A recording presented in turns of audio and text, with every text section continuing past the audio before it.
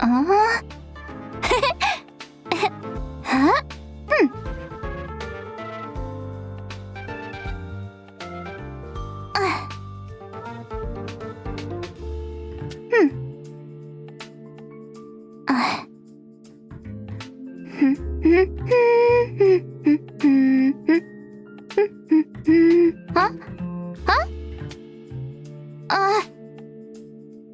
We're live already? Hey everyone! Welcome to the program, and thank you to our sponsor, the Interastral Peace Corporation. I'm your host, Astral Express crew member, March 7th. I've been watching my favorite streamer in preparation, but this is still my first time hosting, so go easy on me if I mess up, okay? What was I supposed to say again? I think it was, don't forget to like, follow, and share, or I'll chicken out. And then... Oh, without further ado, let's get right into the trailer.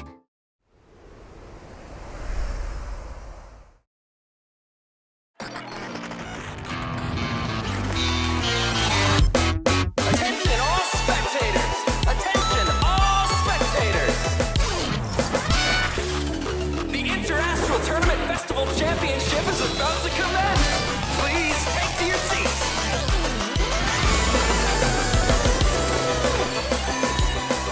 My friends, join me in this dance. Let's bring this exquisite celebration to its climax.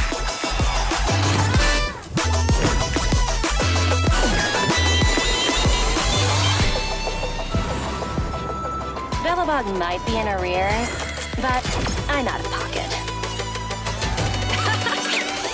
Go Navi!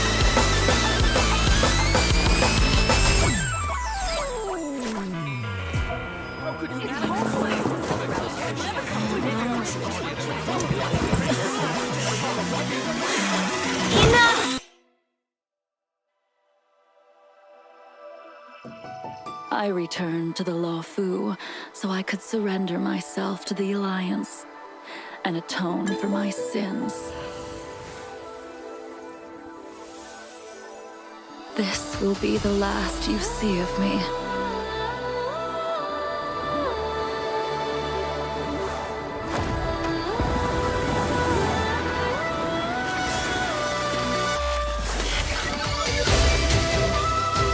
Sword War! Blade of Moonlight. High Cloud Quintet. It is time to say goodbye.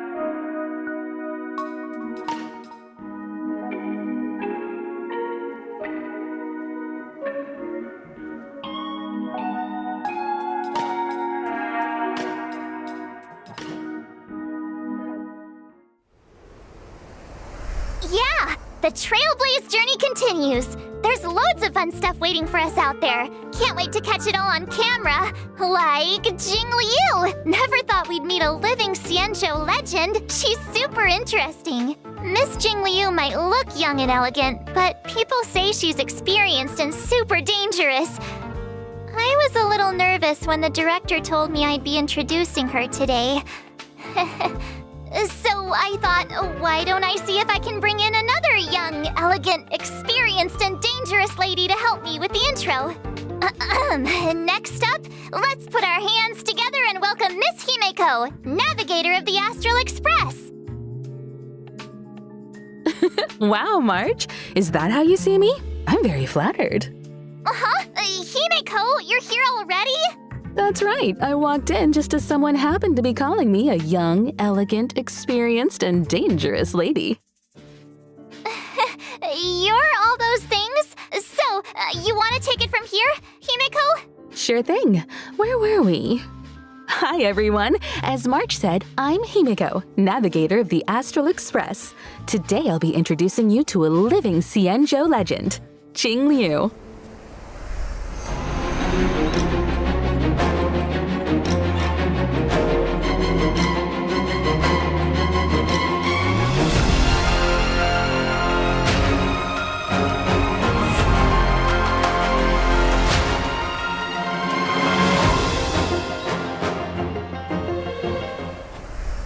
Ever since I first caught sight of her in Yenqing's tracking entries, I was completely hooked.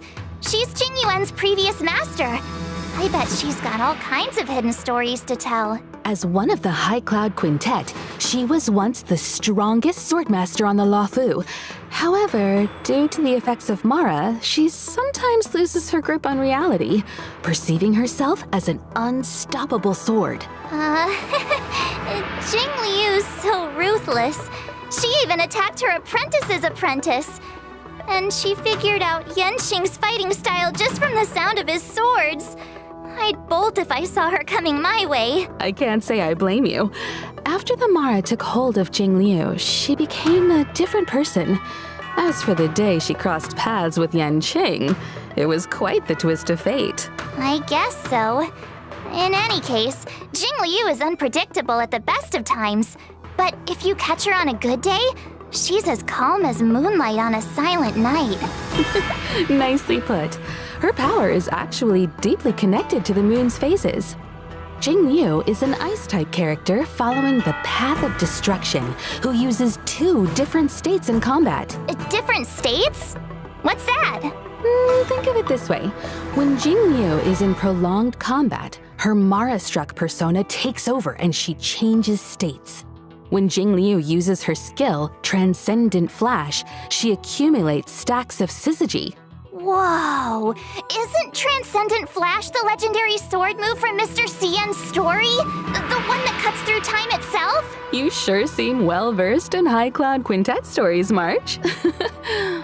When syzygy stacks up to a set amount, Jing Liu is consumed by Mara and enters a spectral transmigration state. In the spectral transmigration state, Jing Liu's every attack deducts a set percentage of HP from her ally's max HP. However, her attack increases according to the corresponding total HP consumed. See? I told you she attacks her allies! While in the spectral transmigration state, Jing Liu's skill, Transcendent Flash, becomes Moon on Glacial River, and she is unable to launch basic attacks. Moon on Glacial River doesn't consume skill points, but does consume stacks of syzygy. When stacks reach 0, Jing Liu exits the spectral transmigration state. Jing Liu's ultimate, Floor Ephemeral Dream Flux, deals a set percentage of her attack as ice damage to a single target and adjacent enemies, as well as granting her additional stacks of syzygy. Whether it's normal state Ice Beauty Jing Liu or red-eyed spectral transmigrator state Jing Liu, she's one heck of a sword master. According to Xianzhou records, she was taken by the Ten Lords before the onset of Mara and subsequently detained in the shackling prison. The famous confrontation with her apprentice, Jing Yuan, would come later. Becoming Mara-struck is an unavoidable fate for Xianzhou long-life species. But they're still trying to find a way to break free of the cycle. In the brand new 1.4 mission, Clouds Leave No Trace, an anonymous letter silently appears on the Express.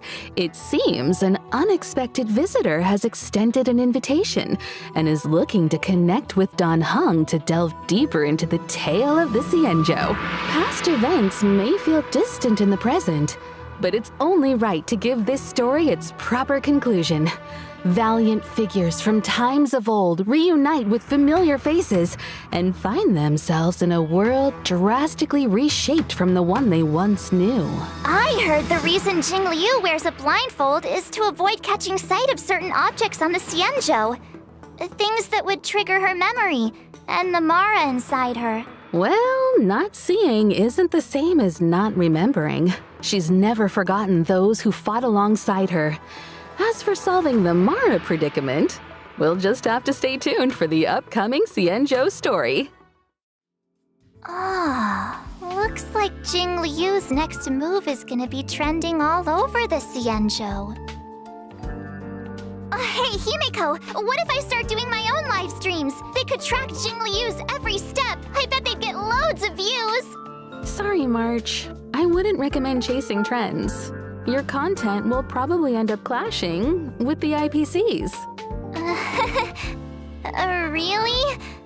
But my favorite streamers are always saying you gotta go with the hype. Anyway, how do you think I'm doing so far, Himeko? For this episode, I did loads and loads of research. Plus, I got lots of tips from my favorite streamer. And which streamer would this be? Ta-da! She's a streamer called Gwaynaifen. Her streams are super entertaining. Gwaynaifen? I can't say I've heard of her. You haven't? She's on the Xianzhou too. How about... I know! I'll tell you all about her.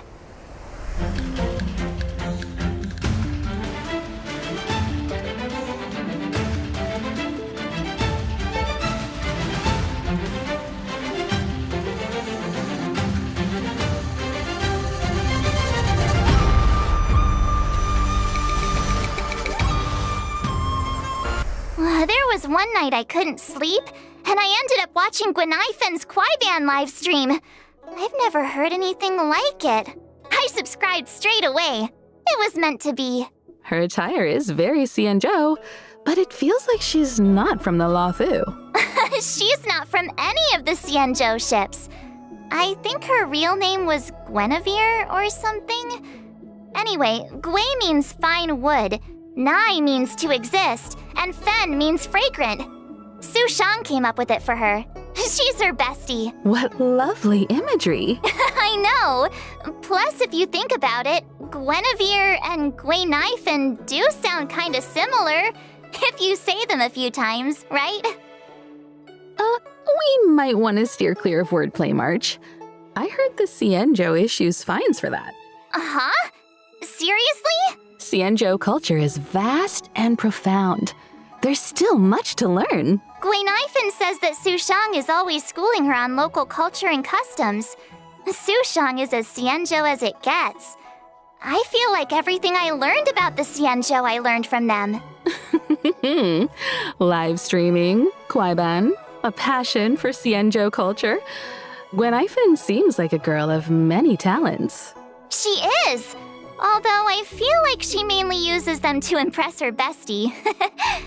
Did you know that Gwaynaifen is actually a street performer? Not to mention she's also super talented on the battlefield. Gwaynaifen is a fire-type character following the path of nihility.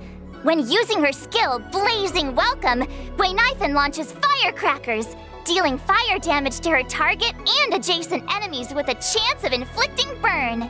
After unlocking the trace, High Pulls, her basic attack, Standing Ovation, also has a chance of inflicting enemies with burn. I'm curious. Why firecrackers exactly? Gwaynaifen says that in Xianzhou legends, artists use firecrackers to fend off scary beasts. In return, the nobility supported the artists financially. Gwaynaifen is just continuing the tradition, and friendly locals are only too happy to support her. Funnily enough, her talent is called Patreon benefits.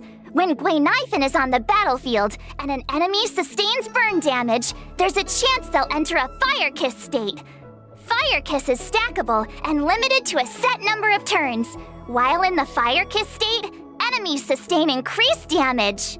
Which reminds me, I think Gwaynaifen live-streamed a battle once too. Her ultimate, watch this showstopper, summons and detonates an even bigger firecracker in the form of a D-Ting, dealing fire damage to all enemies.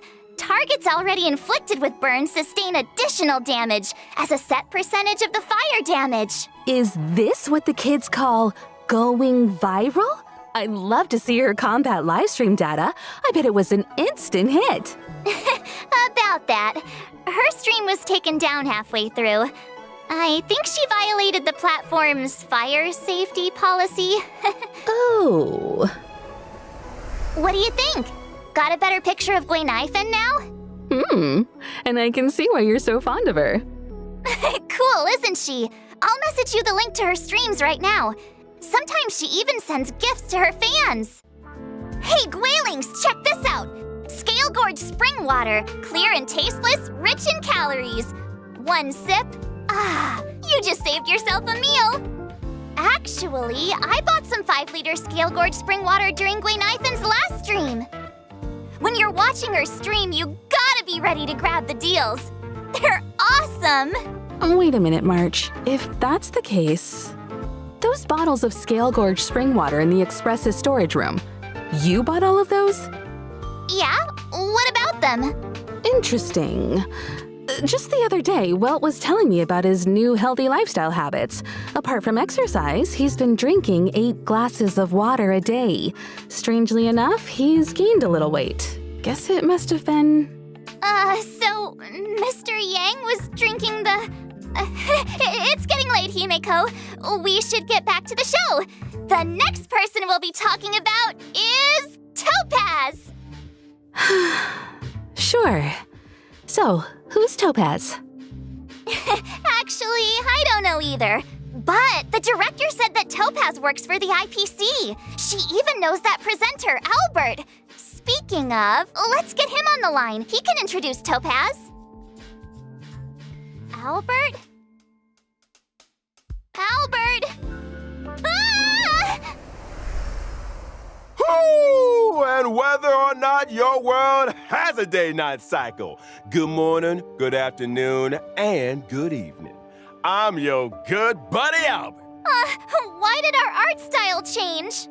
On my show, we go by my style. Up next, allow me, Albert, a professional Interastral Peace Corporation anchor, to introduce to you my guest and IPC colleague, Topaz.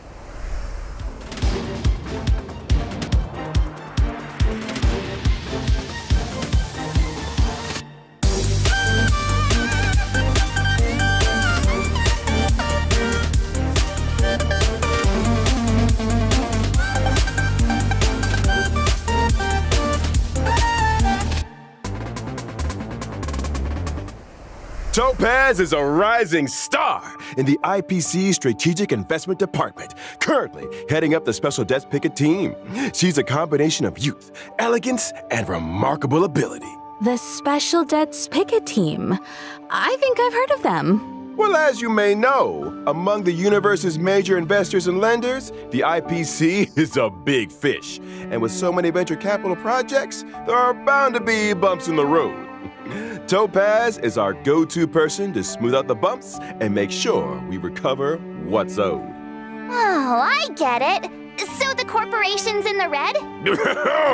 When dealing with defaulters, Topaz's methods are swift and effective, saving the IPC from many a potential loss. She also has a great knack for investments, turning even the bleakest projects into success stories and ensuring huge returns for the corporation. Wow, impressive.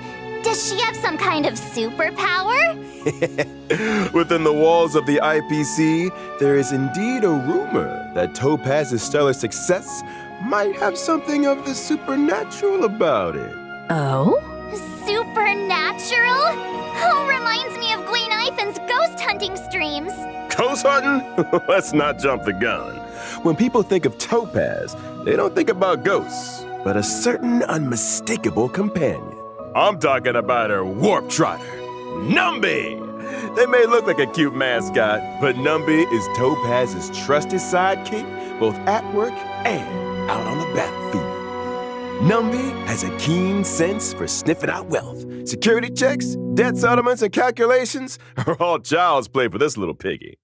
Together with Topaz, they traverse the cosmos, resolving any and all debt disputes that could threaten the IPC's operations. Numby is a legit employee. They even have an official role and title. Really? Really. And don't forget, the corporate world mirrors the battlefield in more ways than one. Topaz's prowess in the former is just as swift and formidable in the latter. And you better believe Numby plays a huge part in that. Topaz and Numby are fire-type characters following the path of the hunt. At the start of an allied turn, if no enemy on the battlefield is inflicted with proof of death, Topaz will inflict this state on a random enemy, thereby boosting the follow-up attack damage they receive. During battle, Numby starts out with an initial speed and acts autonomously, attacking enemies inflicted with proof of death. Excluding Numby's own turns, every time an ally follow-up attack hits an enemy inflicted with proof of death, Numby's action is advanced forward. Seems like Numby and Topaz share a strong bond.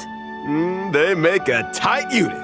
Speaking of which, Topaz's skill, difficulty pan, is able to reallocate proof of death to a different target, allowing Numby to immediately launch an assault and deal a set percentage of Topaz's attack as fire damage to the new target. This counts as a follow-up attack. Topaz's ultimate, Turn a Profit, allows Numby to enter the Windfall Bonanza state. In this state, damage and crit damage dealt by Numby both experience an increase. If that wasn't enough, every time an ally's basic attack, skill, or ultimate hits an enemy inflicted with proof of death, Numby's action is additionally advanced forward. After Numby launches a set number of attacks, this effect is dispelled. Whoa, Numby's got moves! Some believe that everything possesses a soul. I believe that if you treat all living things with genuine care, regardless of whether they're human, they'll respond in kind. Hold on to your hats, folks. Numby's not done yet. Topaz and Numby's technique, Explicit Subsidy, allows Topaz to summon Numby when entering a map. Numby then automatically seeks out basic treasures and trotters within a certain range, leading Topaz right to the loot. The best part? Trotters won't be alerted to their approach, and this effect doesn't even consume technique points. If Topaz and Numby enter combat after using their technique, our little warp trotter regenerates a set amount of Topaz's energy after launching their first attack. If Topaz and Numby are still in the team after winning a battle entered in this way, the team receives a small amount of additional credits up to a set daily limit. The above also goes for winning battles entered in this way within the simulated universe. But instead of credits, the team receives a small amount of cosmic fragments with a chance to bag a random curio. That's quite the skill set. Seems like Topaz and Numby have a bad cop approach to debt collection.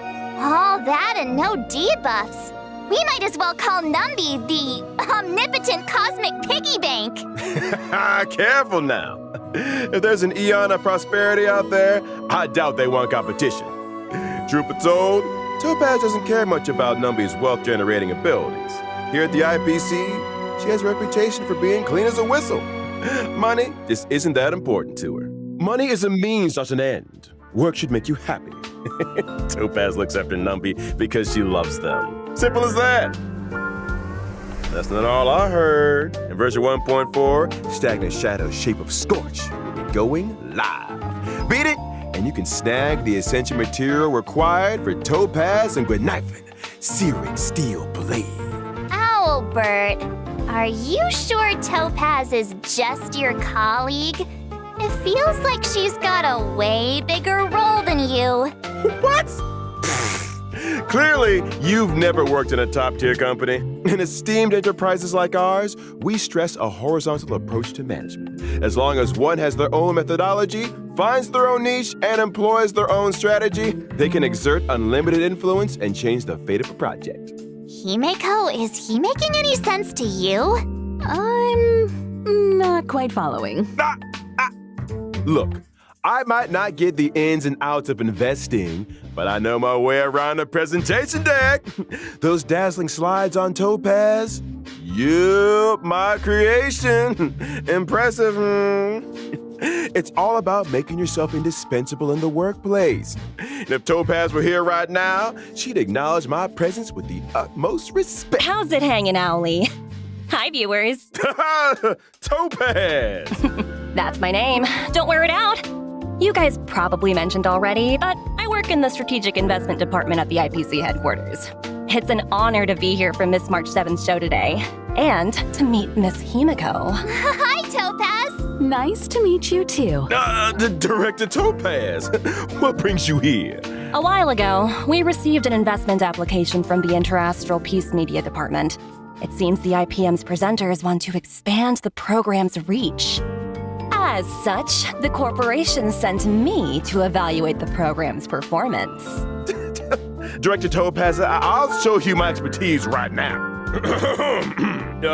So without further ado, let's unveil version 1.4's eagerly awaited 5-star characters. During the first phase of 1.4 in the character Event Warp, Gentle Eclipse of the Moon, Trailblazers can acquire the limited 5-star character Jing Liu. And during the second phase of 1.4, 2 character Event Warps will become available. In the character Event Warp Sunset Claws, Trailblazers can obtain the limited 5-star characters Topaz and Numby. Meanwhile, in the character Event Warp Butterfly on Sword Tip, the limited 5-star character Zila will be making a return. And I almost forgot to mention, the 4-star character Gwenifin will also be a part of these 2 second phase character Event Warps. Look who's back! It's Zila! Feels like forever since we last saw her in Bellabog. Characters aside, we're also eagerly anticipating version 1.4's 5-star light cones. At 1.4's first phase light cone event warp, the drop rate of the 5-star light cone, I shall be my own sword, will be boosted. It's that sword-wielding beauty again! Standing there in the moonlight without her blindfold, amidst all those flowers. Quite the sight.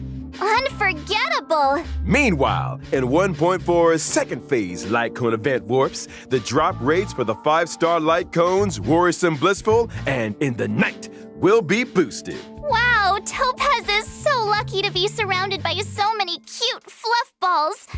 Can we get one for the Express, Himiko? Oh, please? I'm afraid that might not be possible. I remember Pom Pom saying they're not keen on having anything that sheds fur in the carriages. But Pom Pom sheds tons of fur! You know, trotters like Numby make great companions.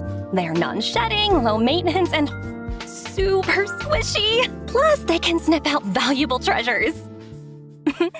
Or, what about adopting a talking bird? Like Owlie here. Wait, what? Absolutely not. I'm the star of the IPM. And that wraps up today's Warp and Light Cone segment. Director Topaz, I was wondering, how did you rate my performance? Let's talk about that later. The reason I'm here for March's show today is to present some small gifts to our esteemed viewers on behalf of the IPC. I'm not the best at crafting presentation decks, but here is a slide I worked up.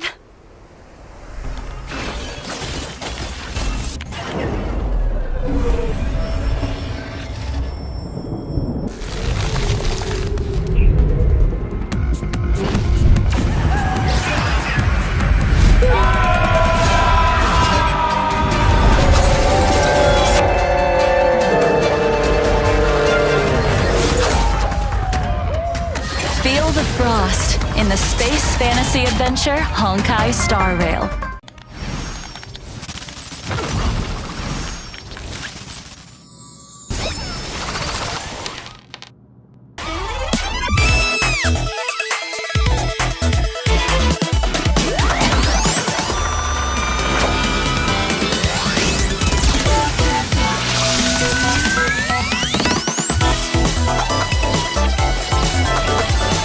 Dive into a timeless space fantasy adventure, Honkai Star Rail.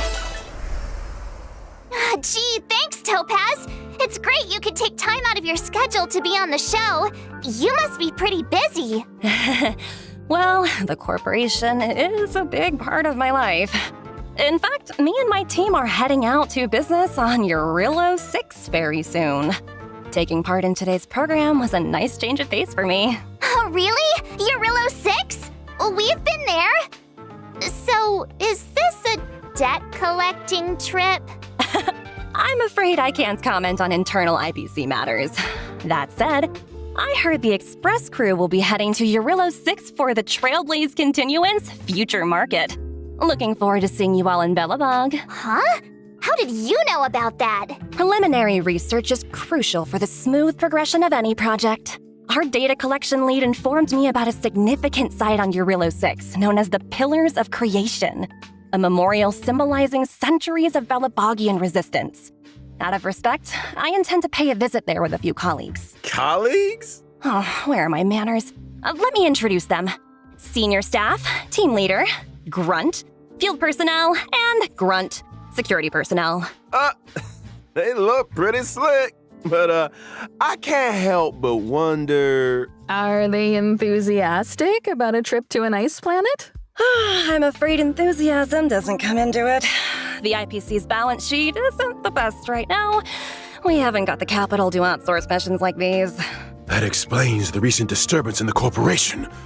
As if thousands of voices suddenly sighed in exhaustion and were suddenly silenced. Let's set that aside for now. You know, I've heard all about the achievements of the Astral Express. I also heard that the train's navigator was a lady of unparalleled beauty and talent. It was a pleasure to meet you at last, Miss Himiko. Another reason for coming on the show today? I hope I lived up to your expectations. You exceeded them. Next time, let's see if we can meet up in person. I'm sure we can make that happen. Once your work in Bellabog is done, perhaps you'd like to drop by the Express. It's a deal. I've always wanted to set eyes on the Express. Jeez. Can we get a room for these guys already? Get a room? What does that mean? As another gesture of the corporation's goodwill, I'd like to introduce a brand new event for everyone to take part in. Woohoo! Nice! Recognized universally as the leading video game brand, Ethereum Wars is set to unveil an offline fan event on Urillo 6, the Interastral Tournament Festival. Ethereum Wars? What's that? Think of it as a holographic video game. To secure a spot in the grand final, contestants must collect and nurture ether spirits, which can be found within victory zones. Ether spirits? I'd venture to guess they're much like Numby here. Digital replicas of creatures designed to serve as combat companions. Right you are, Miss Himiko. Your knowledge in this area is surprising. I've heard a thing or two about the IPC's research and cultivation programs. Am I right in assuming that the aim of this event is to analyze the suitability of different species as fighting companions?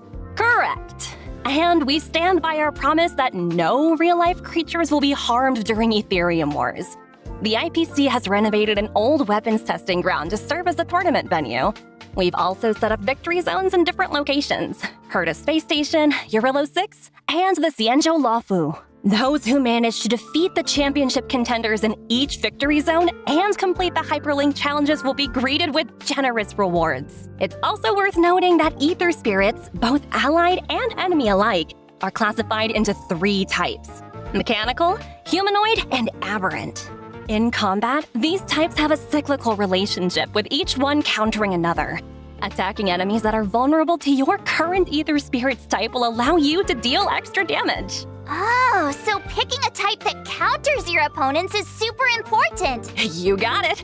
Furthermore, as you advance through the competition, you'll gain access to the even more formidable Overlord ether spirits, which can be developed to boost their combat prowess. So the deeper you delve into the competition, the fiercer the fights become. This is gonna be quite the contest. You okay there, March 7th? Ether spirit, copy. Let's see. Whoa, a gold Albert. Miss March, do I look like some paddle pet to you?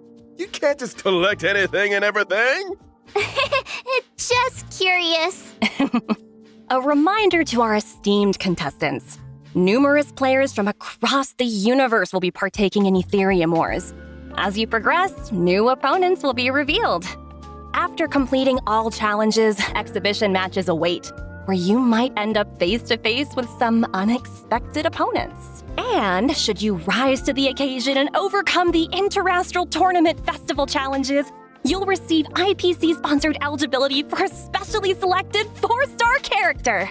And there you have it, the full rundown on Ethereum Wars. Hope you all have fun, and remember to treat your combat companions kindly. I've got a meeting to get to. Bye for now! Huh? You're leaving so soon? But I'm sure our paths will cross again. Over to you and Albert. Keep up the good work. There will be a year-end bonus for everyone when we roll out the new project. Thank you, Director. Your wisdom, foresight, and mentorship know no bounds. Take care now. Stay safe out there. I should be going too. There's some maintenance on the Express to attend to. Hope to catch you all soon. Thanks for all the help, Himeko. See you soon. Are they gone? Gone? Topaz and Himeko. I think so. Are you sure? Yes, take a look for yourself. See? Told you, all gone. Nobody here but me. Nobody else on the line. Whew, that's a relief. All those gifts.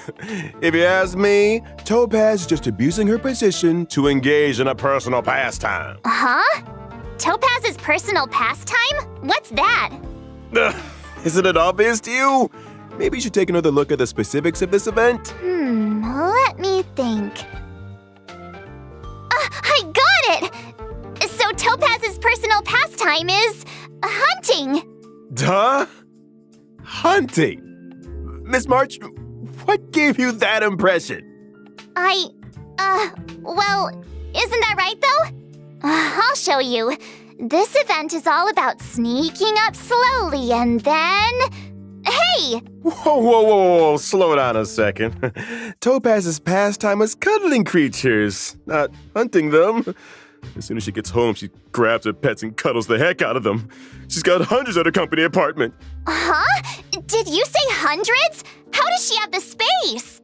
Well, her company apartment is an ecological starship. Meanwhile, my feathered butt's in his studio from the 2020s. Topaz lives it up in a giant starship over at corporate HQ. Well, I get by on packed lunches in the middle of nowhere. Hang in there, Albert. Let's shift our attention to some of the other thrilling events coming our way.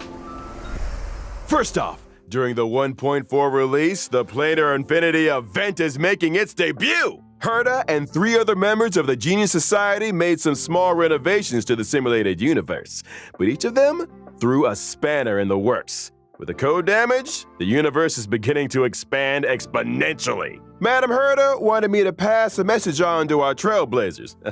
Don't panic, just a minor bug. You will be compensated. Minor bug?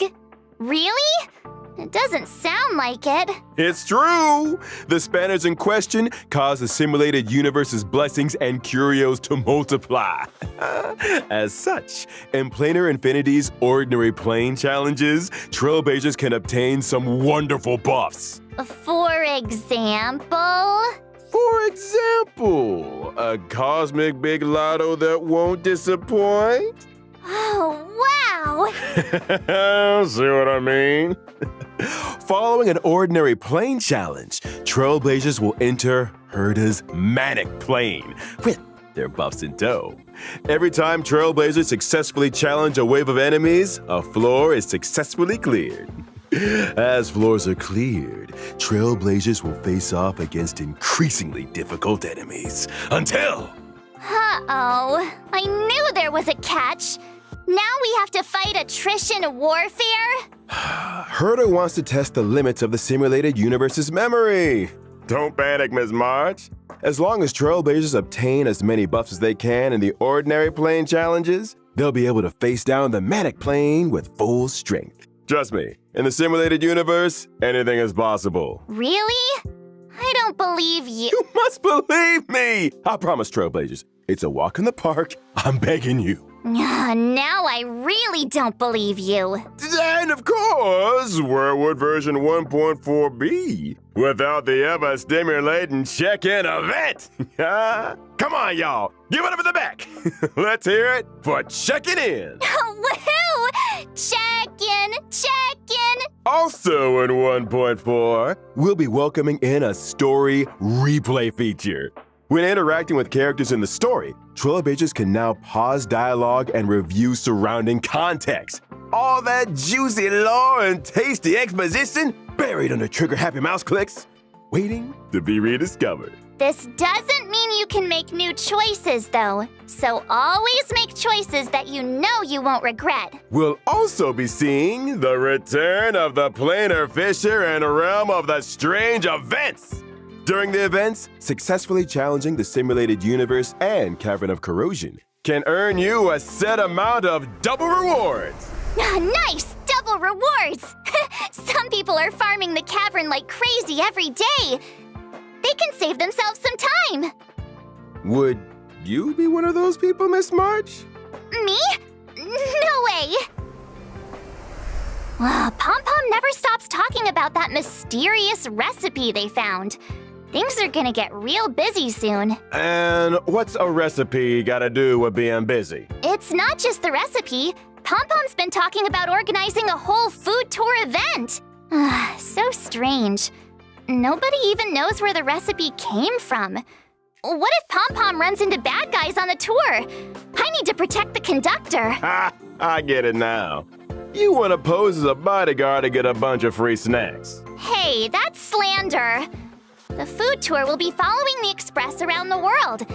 Keep your eyes peeled for official announcements on when and where we'll be stopping. Hey, I'm the one that leaves people in suspense around here. And now for the moment you've all been waiting for. Redemption codes! Codes, codes, codes!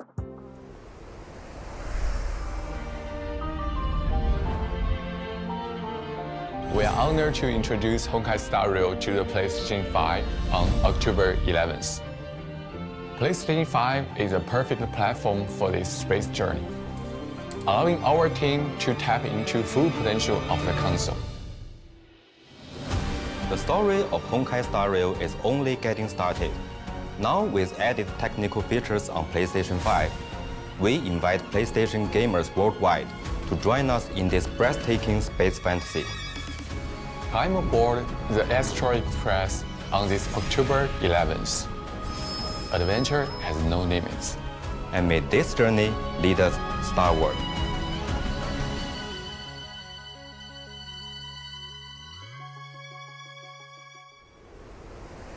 Well, that's everything for today. Thanks for tuning in to our special program and see you in the... Wait! Albert! Who's the main presenter here? Shouldn't I be the one to bring the show to a close? My bad. Force a habit. In that case, is there anything our main presenter would like to say to the audience? Let me think. Don't forget to like, follow, and share. Let's get to 50 billion views. 50 billion. You might want to take a few zeros out there, March. Anyway, I got a flap. They're not paying me enough overtime, that's for sure. So whether or not your world has a day-night cycle, good morning, good afternoon, and get yourself home already. Albert, sign it off. Bye-bye. Wait, Albert! He really made a break for it. Anyway, so that's all for today's program. Thanks a lot for tuning in. I'm your host, March 7th, wishing all you guys a great day.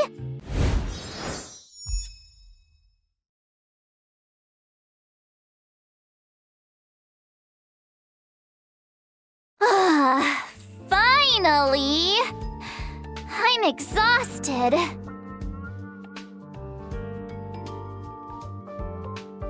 Huh?